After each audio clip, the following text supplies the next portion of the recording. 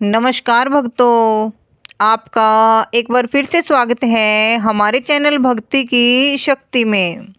भक्तों, भगवान शिव कहते हैं गरीबी से मुक्ति पाने के लिए इन 3 बातों को किसी से ना बताएं। प्रिय भक्तों, आज हम आपको एक कथा सुनाने जा रहे हैं जो सुनने मात्र से आपके जीवन में सुख संपत्ति और धन की वर्षा होगी। तो चलिए हम आपको ये कथा सुनाते हैं। भगवान शिव माता पार्वती से कहते हैं यह 3 बातें मानव को कभी भी किसी को नहीं बतानी चाहिए। जो मानव ये 3 बातें नहीं बताते हैं वो इंसान कभी भी गरीब नहीं रहेगा। फिर माता पार्वती कहती है, हे प्राणनाथ, वे कौन सी 3 बातें हैं जिसे जान लेने से इंसान को कभी भी दुखों का सामना नहीं करना पड़ेगा। फिर भगवान शिव कहते हैं, हे देवी, आज मैं पृथ्वी लोक पर एक सन्यासी का रूप धारण करके ये 3 बातें बताने जा रहा हूँ। कृपया आप इस कहानी को ध्यान से सुने। अगर आप ये कहानी सुन रहे हैं तो पूरा सुनिए। इस कथा को आधा अधूरा छोड़कर जाने की गलती मत करिएगा, क्योंकि इस पवित्र कथा को पूरा सुनने से मनचाहा फल मिलेगा। इसलिए इस कथा को पूरा सुने। आप शिव भक्त हैं तो भोलेनाथ का अनादर न करें। भगवान शिव पृथ्वी लोक पर एक सन्यासी के रूप में आते हैं। आज की इस प्यारी सी कहानी की शुरुआत चलो अब करते हैं। प्राचीन समय की बात है, एक नगर में एक धनवान सेठ रहता था। उसके घर में किसी चीज़ की कोई कमी नहीं थी और उसका व्यापार बहुत अच्छा चल रहा था। उसकी पत्नी भी बहुत खुश रहती थी, क्योंकि सेठ हर महीने उसके लिए नए नए गहने खरीदता था और उसे बहुत प्रसन्न रखता था। प्रिय श्रद्धालुओं, सेठ के घर के बगीचे में एक वट वृक्ष था। उस वट वृक्ष के नीचे सन्यासी अपना आसन बिछाकर ध्यान किया करते थे। सेठ और सेठानी दोनों सन्यासी की बहुत सेवा करते थे और उसकी देखभाल करते थे, क्योंकि वह सन्यासी कई सालों से उस वट वृक्ष में रह रहे थे। सेठ हर रोज़ सन्यासी को घर का भोजन देते थे और सन्यासी भी उनसे बहुत प्रेम करते थे। भगवान शिव जो सन्यासी थे वह बहुत खुश थे, क्योंकि उन्हें किसी चीज़ के लिए कहीं और नहीं जाना पड़ता था। सेठ और सेठानी हर रोज़ उन्हें स्वादिष्ट भोजन खिलाते थे। प्रिय भक्तों, सेठ की पत्नी बहुत ही सरल और भोले स्वभाव की थी। उसकी आदत थी कि वह घर की हर बात बाहर वालों को बता देती थी। एक दिन सेठ की पत्नी ने अपने पति से पूछा, जी, आपका व्यापार कैसा चल रहा है? आप कैसे इतना मुनाफा कमाते हो? भक्तों, अपनी पत्नी का ऐसा सवाल सुनकर सेठ ने सारी बात बता दी। सेठ ने कहा, प्रिय, मैं अनाज का धंधा करता हूँ। मैं चंबल की घाटी से अनाज खरीदता हूँ और उसे महंगे दामों में बेच देता हूँ। प्रिय भक्तों, अपने पति की यह बात जानकर सेठानी बहुत खुश हुई। उसने सोचा, मेरे पति तो बहुत ही बुद्धिमान है। यह बात तो सारे नगर वालों को पता होनी चाहिए कि मेरे पति इतने बुद्धिमान हैं और इतना ज़्यादा धन कमाते हैं। प्रिय भक्तों, अब सेठ की पत्नी ने पूरे नगर में यह बात फैला दी कि उनके पति इस तरीके से पैसा कमाते हैं। भक्तों, अब क्या था, नगर के कुछ लोगों को जब यह पता चला कि सेठ किस प्रकार धन अर्जित करता है, तो वे सभी भी अनाज का धंधा करने लगे। प्रिय भक्तों, अब नगर के बहुत से लोग अनाज का व्यापार करने लगे। सेठ जो पहले कम दाम में अनाज खरीदता था, अब वही अनाज महंगे दामों में बिकने लगा। सेठ का धंधा थोड़ा कम चलने लगता है, उसे मुनाफा नहीं होता और धीरे धीरे वह गरीब होता जाता है। सेठ का पूरा धंधा बैठ जाता है। यह देखकर वह बहुत चिंतित और दुखी हो जाता है। प्रिय भक्तों, एक दिन की बात है। सेठ और व्यापार की परेशानी से तंग आकर बगीचे में बैठा था। तभी भगवान शिव जो सन्यासी थे वह वहाँ आते हैं और कहते हैं, सेठ जी क्या बात है, आज आप कुछ परेशान लग रहे हैं। तब सेठ बताता है कि हे संत महात्मा, मेरा व्यापार बहुत मंदा चल रहा है, मुनाफा बहुत कम हो गया है।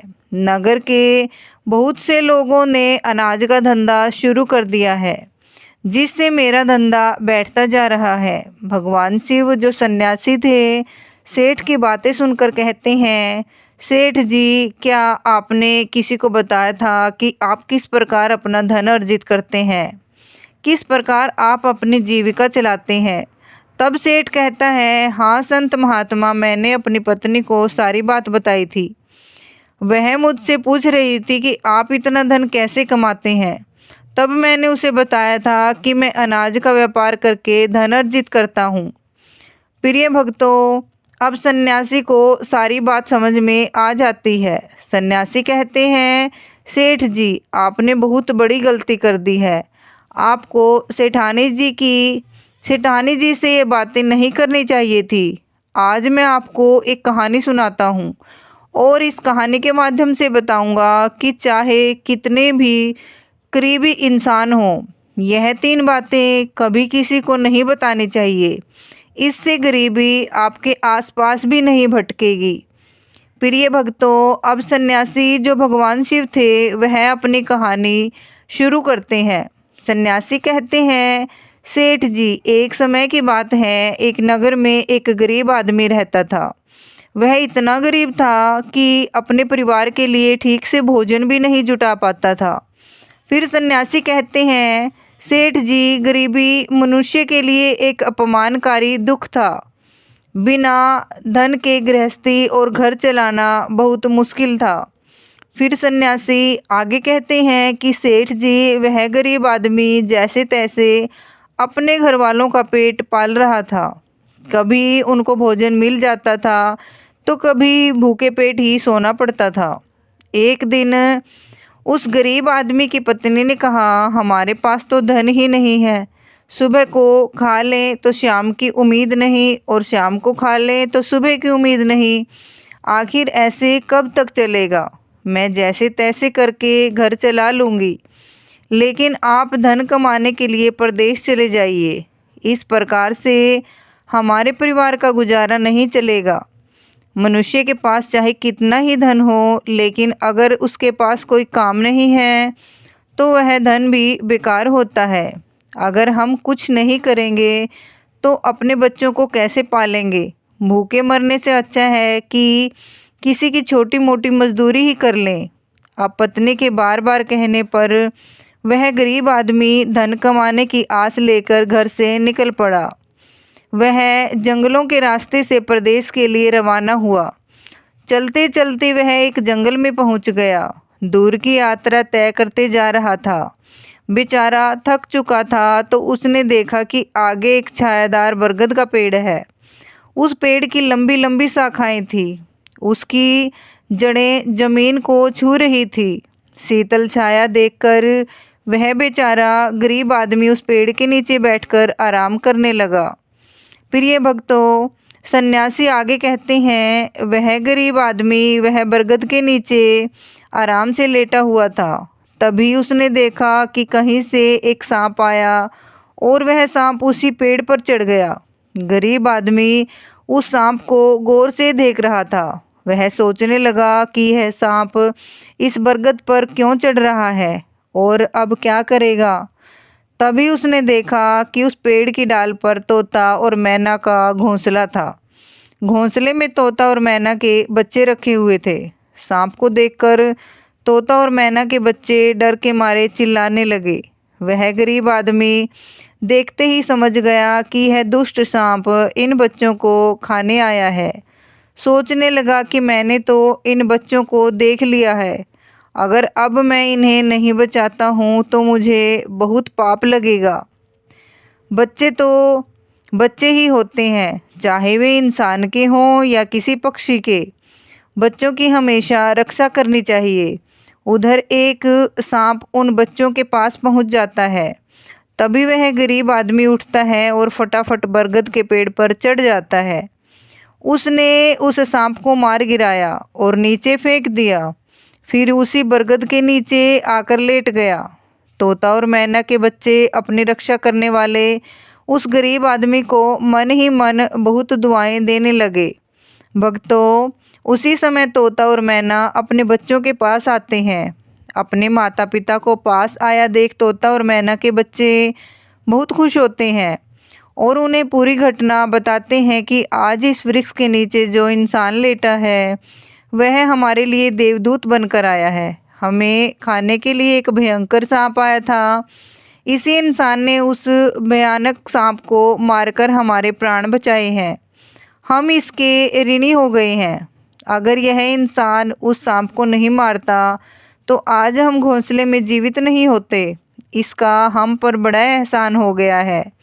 अपने बच्चों के मुख से उस मुसाफिर की प्रशंसा सुनकर तोता और मैना बहुत खुश होते हैं। तोता और मैना उस गरीब आदमी के पास पहुंच जाता है और कहता है, हे मनुष्य, तुमने आज हमारे बच्चों की जान बचाकर हमें अपना ऋणी बना लिया है। आप कौन हो और कहाँ जा रहे हो?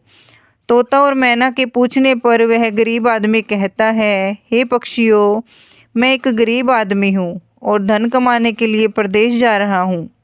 सफ़र का थका हारा था तो इस बरगद की छाया में बैठकर आराम करने लगा।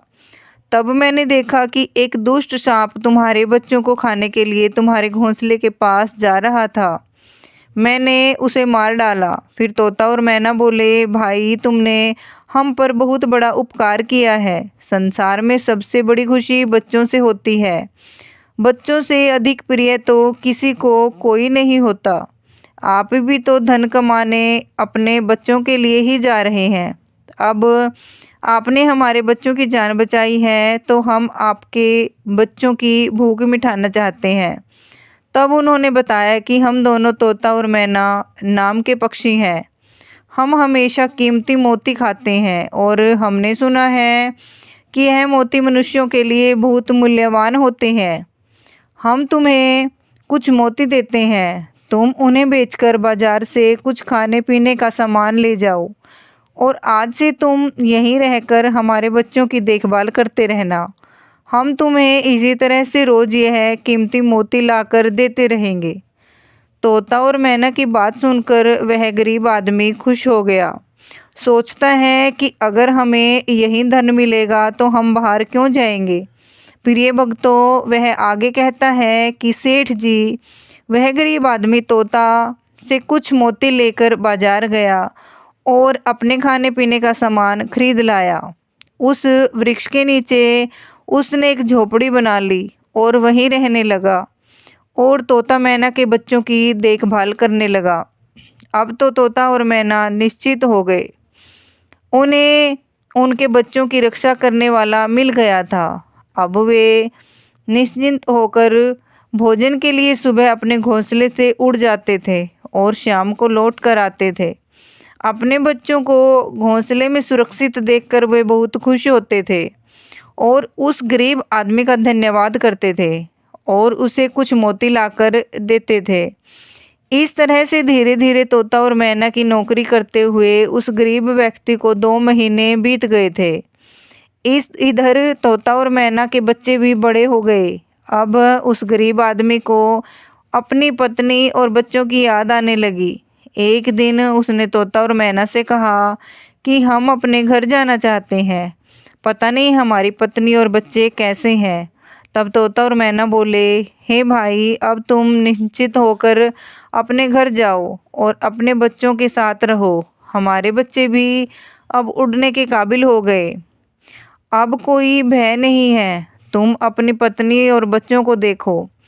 कभी तुम्हें हमसे मिलने का मन हो तो इसी स्थान पर आ जाना। भक्तों, इतना कहकर तोता और मैना उस गरीब आदमी को ढेर सारे मोती दे देते हैं। अब वह गरीब व्यक्ति उन मोतियों को अपने साथ लेकर अपने घर पहुंच जाता है। उसने वह मोती अपनी पत्नी को दिखाए तो उसकी पत्नी बहुत खुश हुई उसने पूछा, पतिदेव तुम यह कीमती मोती कहाँ से लेकर आए हो? तब उस आदमी ने बताया कि हे प्यारी, मैं बीते 2 महीने से एक तोता और मैना की नौकरी कर रहा था। उन्हीं ने मुझे ये कीमती मोती दिए हैं। यह मोती बहुत कीमती और अनमोल है। इन्हें बेचकर हम अपना घर और बड़ा बनाएंगे, अपने बच्चों को अच्छे वस्त्र ला कर देंगे और तुम्हारे लिए भी नए नए गहने बनवाएंगे। प्रिय भक्तों, भगवान शिव सन्यासी रूप में कहते हैं, सेठ जी।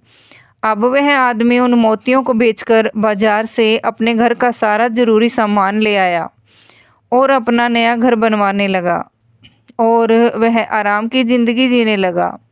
भक्तों, उस नगर के राजा प्रताप सिंह एक अजीब रोग से ग्रसित हो गया।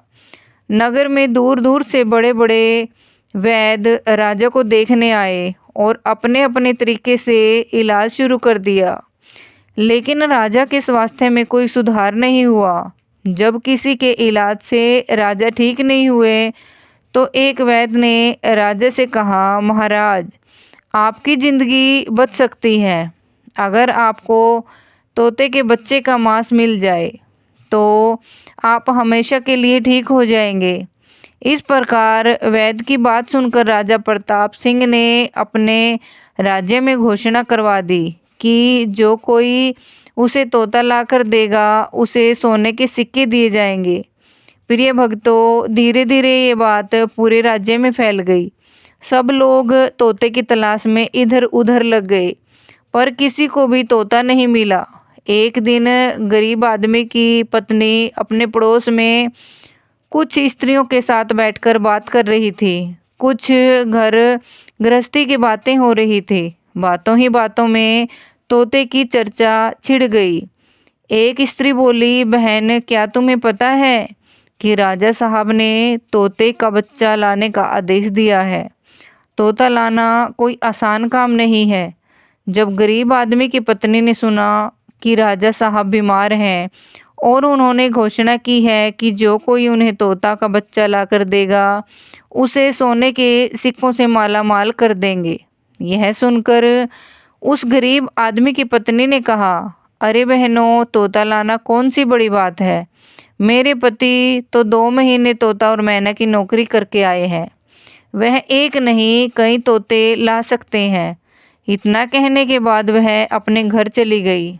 नगर की स्त्रियों ने उसकी बात सुनी और अपने पतियों से बताई। धीरे धीरे ये बात पूरे नगर में फैल गई। राजा ने भी सुना कि उनके राज्य में एक व्यक्ति है जो तोता और मैना के पास नौकरी करके आया है। राजा ने अपने सैनिकों को आदेश दिया कि उस आदमी को पकड़ कर लाएं और उससे कहें कि वह एक तोता का बच्चा लाकर दे। राजा ने कहा, इसके बदले हम तुम्हें मुंह मांगा इनाम देंगे। यह सुनकर वह आदमी घबरा गया और बोला, महाराज, आप मेरे प्राण ले लो, पर मैं आपको तोता का बच्चा लाकर नहीं दे सकता। मैंने तो उनकी जान बचाई थी। एक रक्षक भक्षक कैसे बन सकता है? उसके इनकार करने पर राजा प्रताप सिंह बहुत नाराज हुए और बोले, अगर तुमने हमारी बात नहीं मानी और तोता का बच्चा लाकर नहीं दिया तो हम तुम्हारी पत्नी और बच्चों को मरवा देंगे। प्रिय भक्तों, फिर भगवान शिव रूपी सन्यासी कहते हैं कि मनुष्य सबसे ज़्यादा कमज़ोर तब पड़ता है जब उसके बच्चों की सुरक्षा की बात आती है। ऐसे में वह कुछ भी करने को मजबूर हो जाता है। राजा की बात सुनकर वह गरीब आदमी बहुत घबरा गया। उसने सोचा कि अब मुझे किसी भी तरह तोता का बच्चा लाकर राजा को देना ही होगा। वह घर आया और अपनी पत्नी को डांटने लगा, तुमने यह क्या कर दिया? तुम्हें बिल्कुल भी समझ नहीं है हम क्या करते हैं और कहाँ जाते हैं। तुमने ये बातें नगर की स्त्रियों से क्यों कही? धीरे धीरे ये बात राजा प्रताप सिंह तक पहुंच गई। अब बताओ मैं क्या करूं? जिन तोता और मैना ने हमें खाने को भोजन, रहने को नया घर और पहनने को अच्छे वस्त्र दिए, मैं उनके साथ गद्दारी कैसे कर सकता हूँ? तुमने ये बात उन महिलाओं को बताकर बहुत बड़ी भूल की है। वह व्यक्ति कहता है कि प्रिय, अपने घर की कुछ बातें दूसरों से कभी नहीं कहनी चाहिए। पहली बातें, आपके घर में कितना धन है और आपकी कमाई का स्रोत क्या है, ये बातें दूसरों से कभी नहीं बतानी चाहिए। दूसरी बात, घर में आपसी प्रेम की बातें, पति पत्नी के प्रेम की बातें बाहर वालों के सामने नहीं करनी चाहिए। तीसरी बात, आपसी लड़ाई झगड़े मतभेद मान अपमान की बातें कभी दूसरों के सामने नहीं करनी चाहिए, वरना लोग हमारी गुप्त बातें जानकर हमारी कमजोरी को समझकर हमारा फायदा उठाते हैं। चौथी बातें, अपनी कमजोरी दूसरों के सामने ना बताएं और अपनी उन्नति का राज किसी को ना बताएं। जिन बातों को कहने से आपके परिवार पर दुख आ सकता है, वे बातें कभी बाहर नहीं करनी चाहिए। खासकर उन बातों को अपनी स्त्री से ना कहें जिन बातों से घर की मान प्रतिष्ठा नष्ट होती हो, परिवार पर संकट आता हो, किसी की जान जाती हो, परिवार में फूट पड़ती हो या आपके रिश्ते खराब होते हों। क्योंकि कहते हैं कि स्त्रियों के पेट में इस तरह की बातें पचती नहीं हैं। अब वह गरीब आदमी बोला, प्रिय, तुम्हारी ये गलती आज हमारे परिवार को मौत के मुंह में डाल रही है। यदि तुमने इस बात को छुपा लिया होता तो आज हम निर्भय होकर अपने घर में आनंद की जिंदगी जी रहे होते। अब राजा की आज्ञा है तो तोता का बच्चा लाकर राजा को देना ही पड़ेगा, लेकिन ऐसा करने से मैं पापी कहलाऊंगा। जिन बच्चों की मैंने इतने दिन देखभाल करी, जिन्हें मैंने मरने से बचाया, अब मैं उन्हें किस प्रकार मौत के मुंह में डाल सकता हूँ। पत्नी कहने लगी, पतिदेव, अब जो भी हो, लेकिन हमें अपनी और बच्चों की जिंदगी बचानी है, तो आपको ये पाप करना ही पड़ेगा।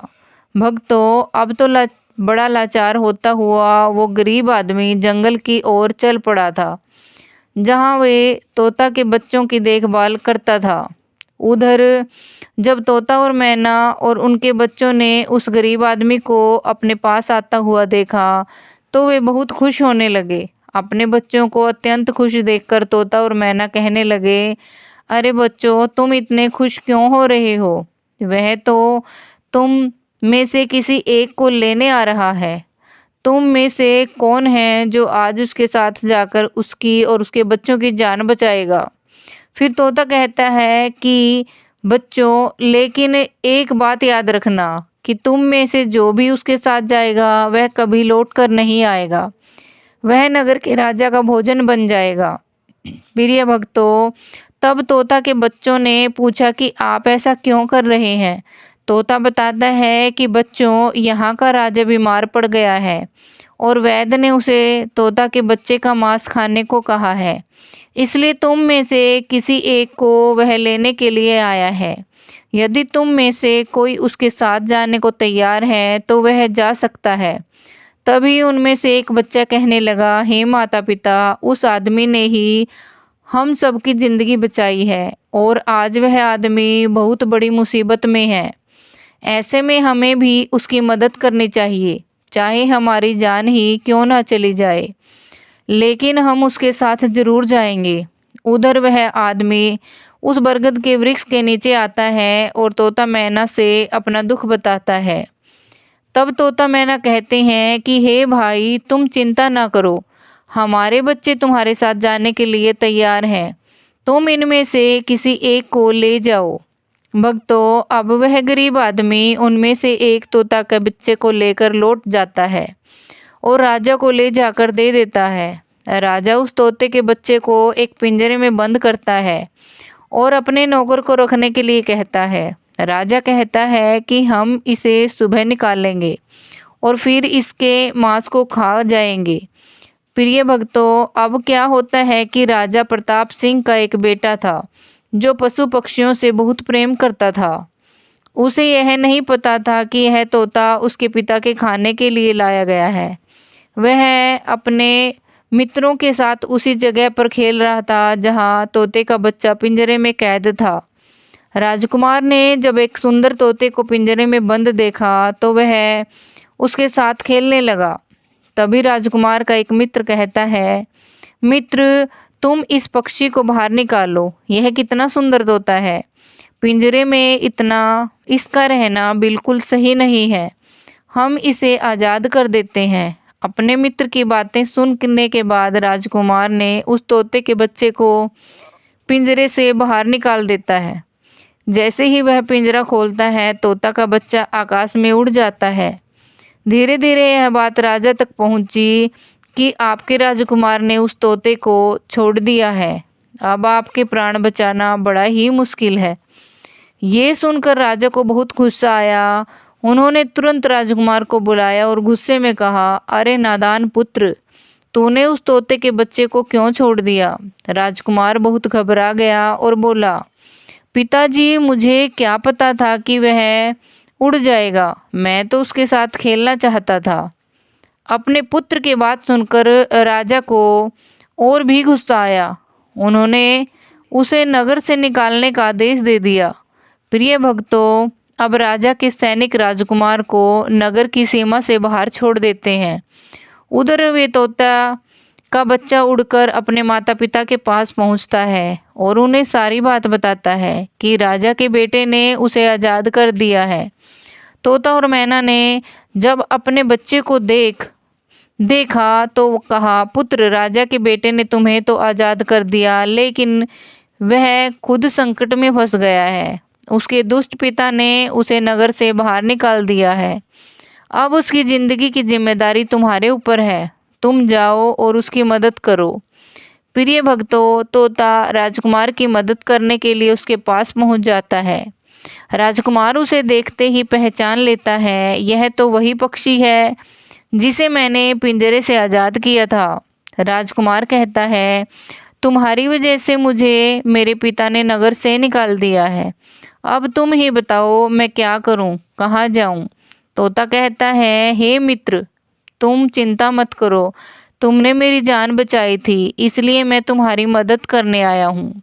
दुख सुख में अब मैं तुम्हारे साथ ही रहूँगा। भक्तों, अब राजकुमार खुश हो जाता है क्योंकि उसे कम से कम एक साथी तो मिल ही गया था। अब तोता और राजकुमार दोनों एक दूसरे नगर में घूमने लगे। चलते चलते वे दोनों एक सुंदर बगीचे में पहुंच जाते हैं। उसी बगीचे में वहां के राजा की पुत्री भी अपनी सहेलियों के साथ घूमने आया करती थी। उस राज्य के राजा की कन्या का नाम रूपमती था। राजकुमारी रूपमती बहुत ही सुंदर थी और उसकी खूबसूरती की चर्चा पूरे नगर में होती थी। राजकुमार और तोता उस बगीचे में बैठे हुए थे। तभी वहां राजा की कन्या रूपमती अपनी सहेलियों के साथ बगीचे में घूमने आती है। राजकुमारी को देखकर राजकुमार वृक्ष के पीछे छुप जाता है और तोता राजकुमारी के सामने पहुंच जाता है। राजकुमारी उस सुंदर तोता को देखकर मोहित हो जाती है। वह उसे पकड़ना चाहती है, लेकिन तोता उसकी पकड़ में नहीं आता। यहाँ राजकुमार राजकुमारी रूपमती की सुंदरता पर मोहित हो जाता है। प्रिय भक्तों, कुछ समय बगीचे में टहलने के बाद राजकुमारी अपने महल में लौट जाती है। राजकुमार पूरी तरह से राजकुमारी पर मोहित हो गया था। अब तो उसे एक पल भी अच्छा नहीं लग रहा था। तब तोता ने कहा, मित्र, तुम चिंता मत करो, तुम जिसे चाहने लगे हो मैं तुम्हें उससे मिलवा दूंगा। राजकुमार बोला, मित्र, तुम मुझे किसी भी तरह उस राजकुमारी से मिला दो, मैं उसके बिना अब रह नहीं पाऊंगा। तोता बोला, मित्र, तुम मुझ पर भरोसा रखो, मैं पता लगाकर आता हूँ कि राजकुमारी कहाँ रहती है और तुम उससे कैसे मिल सकते हो। प्रिय भक्तों, अब तोता राजकुमारी रूपमती के पास जाता है। राजकुमारी के महल में चारों तरफ सैनिक तैनात थे, लेकिन तोता उड़ता हुआ ऊपर से जाता है और जाकर राजकुमारी के कक्ष में बाहर बैठ जाता है। तोता वहां से सब नज़ारा देखता है और सारी बात आकर राजकुमार को बताता है कि महल में जाकर राजकुमारी से मिलना बहुत मुश्किल है। तोता कहता है, तुम एक काम करो, अपना रुमाल मुझे दे दो, मैं तुम्हारा रुमाल आज राजकुमारी के पास पहुंचा दूंगा और उसकी चुनरी ले आऊंगा। प्रिय भक्तों, अब रात में तोता राजकुमार का रुमाल लेकर राजकुमारी के पास रख आता है और राजकुमारी की चुनरी साथ ले आता है। सुबह जब राजकुमारी रूपमती जागती है तो देखती है उसकी चुनरी गायब है और उसके पास एक रुमाल रखा हुआ है। राजकुमारी तुरंत समझ जाती है कि रात में कोई पुरुष उसके कक्ष में आया था। उसने देखा कि उसकी चुनरी गायब है और उसी जगह किसी पुरुष का रुमाल रखा हुआ है। राजकुमारी बहुत व्याकुल हो जाती है और अपने सभी सिपाहियों को सावधान कर देती है। वह सिपाहियों से पूछती है कि रात में उसके पास कौन आया था, लेकिन किसी के पास कोई जवाब नहीं होता। अब राजकुमारी के कक्ष की सुरक्षा और बढ़ा दी जाती है। प्रिय भक्तों, अगली रात फिर से तोता राजकुमारी के कक्ष में जाता है और अपने मित्र द्वारा लिखी हुई चिट्ठी को राजकुमारी के पास रख आता है। अगले दिन जब राजकुमारी जागती है और चिट्ठी पढ़ती है तो उसमें लिखा होता है कि राजकुमारी, मैंने जब से तुम्हें देखा है तब से मैं तुम्हारा हो गया हूँ। मैं तुमसे विवाह करना चाहता हूँ। अगर तुम्हें मुझसे मिलना है तो तुम अपने बगीचे में आ जाना, मैं तुम्हें वहाँ मिल पाऊँगा। अब राजकुमारी अपनी सहेलियों को लेकर बगीचे में जाती है, लेकिन वहाँ उसे कोई पुरुष नजर नहीं आता। वहाँ तो सिर्फ वही तोता घूम रहा होता है जिसे उसने उस दिन देखा था। तोता राजकुमारी से कहता है, राजकुमारी, तुम जिसे देख रही हो मैं तुम्हें उससे मिला सकता हूँ, लेकिन पहले तुम मुझे वचन दो कि तुम ये बात अपने पिता से नहीं कहोगी और मेरे मित्र को बंदी नहीं बनवाओगी। राजकुमारी ने वचन दिया कि वह उसे बंदी नहीं बनाएगी। मुझे उससे मिलाओ, मैं भी देखना चाहती हूँ कि वह कौन है जो इतने सख्त पहरे के बावजूद भी मेरे कक्ष में पहुँच गया। तब तोता ने अपने मित्र राजकुमार को बुलाया। भक्तों, राजकुमार भी देखने में बहुत सुंदर था। उसकी सूरत देखकर राजकुमारी भी उस पर मोहित हो गई। तब राजकुमार आता है और राजकुमारी के पास बैठकर बड़े ध्यान से उसके सुंदर चेहरे को निहारने लगता है। राजकुमारी ने पूछा, तुम कौन हो और इतने बड़े पहरे के बाद भी तुम मेरे कक्ष तक कैसे पहुंच गए? राजकुमार बोला, प्रिय, जब दिल से प्रेम होता है तो कोई भी कार्य संभव नहीं होता। जब से मैंने तुम्हें देखा है तब से मैं तुम्हें प्रेम करने लगा और तुमसे विवाह करने की इच्छा रखता हूँ। भक्तों, जब राजकुमारी ने पूछा कि तुम कौन हो और कहाँ से आए हो, तब राजकुमार ने अपनी पूरी कहानी उसे सुनाई। राजकुमार की कहानी सुनने के बाद राजकुमारी के मन में उसके लिए सहानुभूति हो गई। अब तो रोजाना राजकुमारी रूपमती उस राजकुमार से मिलने उस बगीचे में आया करती थी। एक दिन राजकुमारी ने कहा, राजकुमार, मेरे पिता तुम्हारे साथ मेरा विवाह कभी नहीं करेंगे, इसलिए मैं तुम्हारे साथ भाग चलती हूँ और कहीं दूसरी जगह चलकर हम अपना विवाह कर लेंगे और आनंद पूर्वक रहेंगे। प्रिय भक्तों, अब वही होता है। राजकुमारी उस राजकुमार के साथ घोड़े पर सवार होकर भाग जाती है और काफ़ी दूर जाने के बाद वे एक झोपड़ी बनाते हैं और विवाह करके दोनों साथ रहने लगते हैं। दोनों को रहते रहते बहुत समय व्यतीत हो जाता है और वह तोता भी उन्हीं के साथ रहता है। प्रिय भक्तों, भगवान शिव सन्यासी रूपी में कहते हैं, सेठ जी, उस राजकुमार की झोपड़ी में किसी तरह से आग लग जाती है और उसी आग को बुझाने के चक्कर में उस तोते का एक पंख जल जाता है। तब तोता ने कहा, देखो मित्र, अब आप अपने घर चले जाइए। अब आपके पिता का गुस्सा भी शांत हो चुका होगा। अब आपके पिता आपसे कुछ नहीं कहेंगे। जब वह आपको अपनी बहू के साथ देखेंगे तो वह आपको माफ़ कर देंगे। मेरा तो एक पंख जल गया है, मैं अब उड़ नहीं सकता, इसलिए मैं कुछ दिन तक यहीं रहकर अपने पंख होने का इंतज़ार करता हूँ। जब मेरा पंख दोबारा उगाएगा तो मैं आपसे मिलने के लिए ज़रूर आऊँगा। प्रिय भक्तों, इस प्रकार से वे दोनों राजकुमार और उसकी पत्नी अपने नगर के लिए चल देते हैं। चलते चलते रास्ते में एक नदी पड़ती है। उस नदी पर एक नाविक नाव चलाता था। राजकुमार अपनी पत्नी को लेकर नाव में बैठ जाता है। जैसे ही नाव नदी के बीच में पहुंचती है तो राजकुमार देखता है कि एक चूहा बार बार नाव पर चढ़कर आता है, लेकिन वह नाविक उसे हटाकर नदी में गिरा देता है। कई बार उस चूहे को नाविक ने हटा देता था। तब राजकुमार कहने लगा, अरे ये बेचारा इस प्रकार से तो जल में डूबकर मर जाएगा। ये अपने प्राण की रक्षा करने के लिए इस नाव पर चढ़ रहा है, इसे चढ़ जाने दो। जब राजकुमार ने नाविक से कहा कि आप इस चूहे को चढ़ जाने दो, तो राजकुमार के कहने पर उस नाविक ने उस चूहे को अपनी नाव पर चढ़ जाने दिया। जैसे ही चूहा नाव के अंदर आया, वह अंदर जाकर छुप गया। थोड़ी देर बाद उन्होंने देखा कि नाव के अंदर धीरे धीरे पानी आने लगा। प्रिय भक्तों, उसी चूहे ने नाव को काटकर उसमें छेद कर दिया था, जिससे नाव में पानी भरने लगा। जब नाव में पानी भरने लगा तो नाव पानी में डूबने लगी। धीरे धीरे जब नाव पूरी तरह डूब गई तो उसी समय राजकुमारी और राजकुमार पानी में बहने लगे। पानी के बहाव से राजकुमार बहुत दूर पहुंच गया और राजकुमारी रूपमती भी उसी पानी में बहती हुई राजा के बगीचे में जा पहुंची। बगीचे में रहने वाला माली जब राजकुमारी को बेहोश अवस्था में नदी के किनारे पड़ा देखता है तो वह जाकर राजा को ये खबर देता है। राजा जब सुंदर लड़की को देखता है तो वह उस पर मोहित हो जाता है और सुंदर राजकुमारी को देखकर उसे अपने महल में ले जाता है और राजा वैद्य से उसका इलाज करवाता है। भक्तों, कुछ दिन बीतने के बाद जब राजकुमारी ठीक हो जाती है तो एक दिन वह देखती है कि राजा उसके करीब खड़ा है। राजा ने पहले ही राजकुमारी रूपमती के चेहरे को निहार रखा था। अब वह राजकुमारी से विवाह करना चाहता था। राजा कहने लगा, हे राजकुमारी, तुम्हारा भी इस दुनिया में कोई नहीं है। अब तुम हमारी पत्नी बन जाओ, तुम हमारी रानी बन जाओ और हमारे महलों में बड़े आराम के साथ रहो। प्रिय भक्तों, राजकुमारी रूपमती बहुत ही बुद्धिमान थी। उसने अपने मन में विचार किया कि यदि वह इस समय राजा को विवाह करने से मना करती है तो राजा उसके साथ जबरदस्ती करेगा।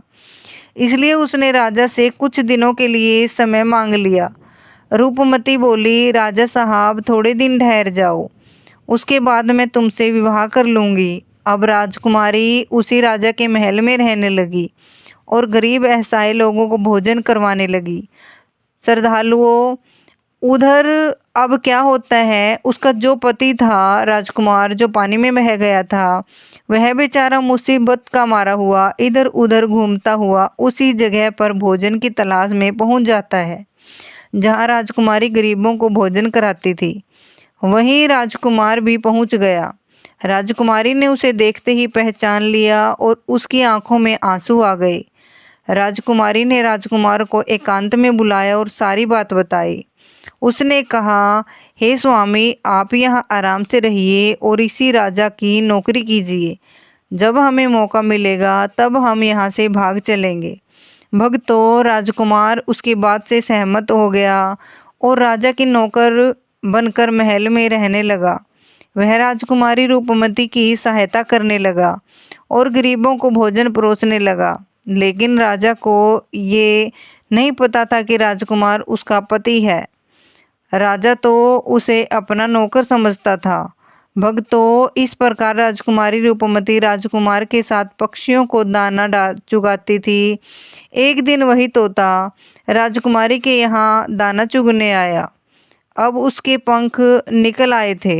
जब उसने दाना चुगने आया तो राजकुमार और राजकुमारी को पहचान लिया।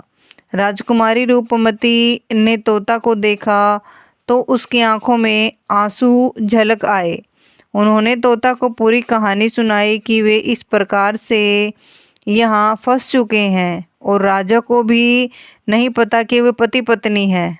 तब तोता कहने लगा, हे राजकुमार, आप चिंता मत करो। आज रात राजा के सभी सैनिक सो जाएंगे, तब हम तुम्हें यहाँ से निकालकर तुम्हारे पिता के पास घर पहुँचा देंगे।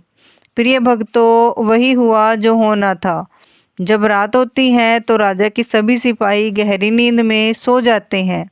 जब सभी सिपाही सैनिक सो गए तो उसी समय राजकुमारी और राजकुमार महल से निकल पड़े। रात के अंधेरे में वह राजकुमार अपने पिता प्रताप सिंह के राज्य में पहुंच गया। राजकुमार अपनी पत्नी को साथ लेकर अपने पिता के पास पहुंचा। उन्हें देखकर राजकुमार का पिता बहुत प्रसन्न हुआ। उसे अपनी करनी पर पश्चाताप हुआ कि उसने अपने पुत्र को नगर से निकालकर बहुत बुरा किया। वह बार बार अपने पुत्र से माफ़ी मांगता है। तब राजकुमार ने बताया कि हे पिताजी, मेरी रक्षा उसी तोते ने की जिसे आप मारकर खाना चाहते थे। उसी ने मेरे प्राण बचाए हैं और मुझे शत्रुओं से छुटकारा दिलाया है।